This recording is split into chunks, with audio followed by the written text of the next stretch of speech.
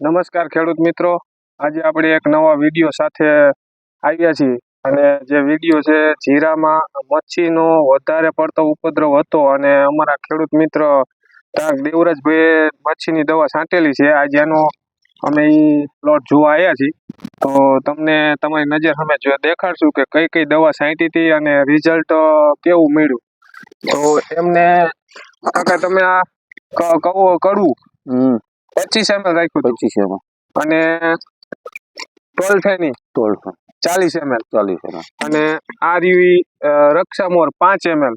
હવે તમે જ્યારે આ દવા નહોતી છાંટી એના પહેલા જીરામાં મચ્છી કેવી હતી? કાળી ઉપર મચ્છી એટલે ઢગલા મોટી, આમ ચમકતી હતી. બરાબર, કાળું બૂટ થઈ ગયું. બરાબર.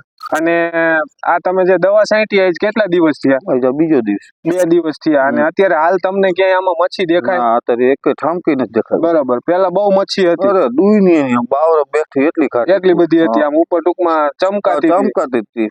બરાબર. આ દવાનું તમને રિઝલ્ટ કેવું લાગ્યું? કડવું અને ટોલફેન 100%. અને હજી તો આજે 2 દિવસ જ થયા છે આજે દવા છાંટી એના. સાચું રિઝલ્ટ તો 3જા દિવસે આવે, પણ અત્યારે અમે ચેક કર્યું તો આમાં ક્યાંય પણ મચ્છી દેખાતી નથી. હવે હું એમના ભાગ્યા વાળાને પૂછીશ કે આ મચ્છીનું કેવું રિઝલ્ટ આવ્યું. આવતા રહો.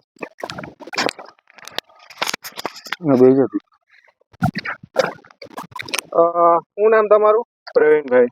પ્રવીણભાઈ, તમે આ જે કડવું અને ટોલફેની રહ્યું એ દવા છાંટ્યા પહેલા કેટલી મચ્છી હતી અને અત્યારે તમને શું લાગે? ના, અત્યારે પેલા બહુ મચ્છી હતી, આમ કે ફૂલ આમ કે ઉપર બધું બંધ કરી દીધેલું એટલી મચ્છી મોટા ટૂંકમાં સેવ આમ બંધ થઈ ગયા ઉપરથી. મોટા બંધ થઈ ગયેલા એટલી મચ્છી હતી.